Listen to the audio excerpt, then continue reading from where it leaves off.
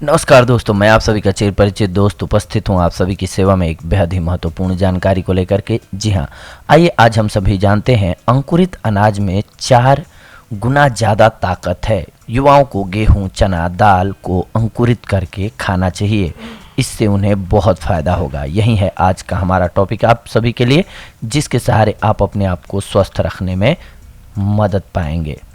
किसी भी अनाज, गिरी तथा बीज इत्यादि को अंकुरित करने का एक सीधा सा तरीका है।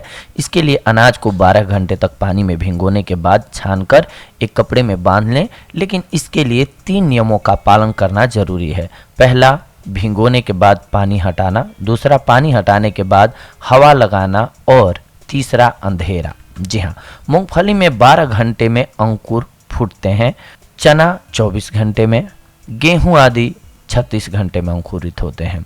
वैसे तो अंकुरित अनाजों को कच्चा ही खाना चाहिए, लेकिन यदि उन्हें स्वादिष्ट बनाना है तो उनमें थोड़ी मूंग भिगोकर मिला दें, फिर उसमें हरा धनिया, टमाटर, अदरक और प्याज मिला लें।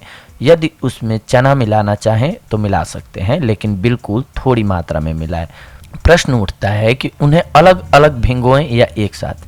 इसे अलग अलग भिगोना अच्छा है। जैसे आपने चना भिगोया और उसके साथ मूंग भी भिगो दी, लेकिन दोनों के अंकुरित होने का समय अलग अलग है। ऐसे में मूंग पहले ही अंकुरित हो जाएगा, लेकिन चना नहीं हो पाएगा। यदि चने के साथ मूंग को 24 घंटे छोड़ते हैं तो मूंग का अंकुर अधिक लंबा हो जाएगा और उसका न्यूट्रिशन कम हो जाएगा। जिनका अंकुरण समय एक समान हो, उन अनाजों को एक साथ भिगो सकते हैं आप। अंकुरित आहार लेने के फायदों को जानते हैं।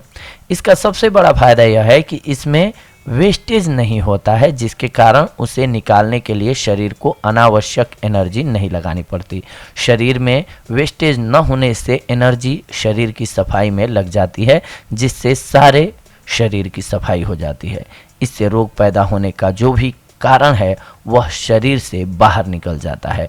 उदाहरण के लिए किसी को हार्ट ब्लॉकेज है तो उसको पूर्ण रूप से नेचुरल डाइट पर डाल दें, इससे उसके हार्ट की सारी ब्लॉकेज खुल जाएगी। किडनी प्रॉब्लम में क्या होता है कि जब 50 या 60% किडनी खराब हो चुकी होती है, तब उसके बारे में पता लग पाता है किसी को भी, और जब टेस्ट करवाया जाता है तो पता चलता है कि 20 से 30% ही किडनी काम कर रही है। इस प्रॉब्लम का ट्रीटमेंट प्राकृतिक चिकित्सा से करें और नेचुरल डाइट लें। इससे शरीर में बाहर से कोई वेस्टेज नहीं आएगा, जिससे किडनी का कार्य कम हो जाएगा। अर्थात उस वेस्टेज को निकालने के लिए किडनी को कम काम करना पड़ेगा। नेचुरल डाइट से वेस्टेज नहीं बन पाता है, जिससे किडनी को आराम मिलता है। जिस तरह सुबह को काम करने और रात को सोने से सारी थकान दूर हो जाती है, उसी तरह जब किडनी को आराम मिलता है तो धीरे धीरे किडनी के सारे सेल्स नए बनने लगते हैं, जिससे किडनी फिर से अपना काम ठीक तरह से करने लगती है। प्राकृतिक तरीके से नेचुरल डाइट द्वारा शरीर का वेस्ट प्रोडक्ट बाहर निकालने से रोग धीरे धीरे सही हो जाता है। हार्मोन्स बनाने वाली ग्रंथि में खराबी आई हो तो उसे नेचुरल डाइट से ठीक किया जा सकता है, और इसके साथ ही पुराने सेल्सों को भी बनाया जा सकता है। आप यदि चने को भिगो दो तो उसमें अंकुर आ जाएगा, अर्थात यह जीवित भोजन है।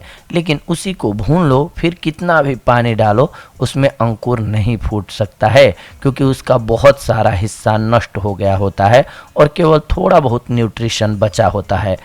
ऐसे में यदि हम खा ही रहे हैं तो हम पूरा न्यूट्रिशन क्यों न खाएं? हम वेस्टेज प्रोडक्ट को शरीर में क्यों बनने दें, जिससे निकालने के लिए अनावश्यक एनर्जी भी लगानी पड़े हमें। इसलिए अगर इन बातों का आप ख्याल रखते हैं और अंकुरित अनाजों का सेवन करते हैं तो आप बहुत सारी बीमारियों से यूं ही बचे रहेंगे। ये थी आज की जानकारी आप सभी के लिए। अगले एपिसोड में आप सभी के साथ जुड़ेंगे एक और बेहद ही महत्वपूर्ण जानकारी को लेकर के। तब तक के लिए धन्यवाद। नमस्कार दोस्तों।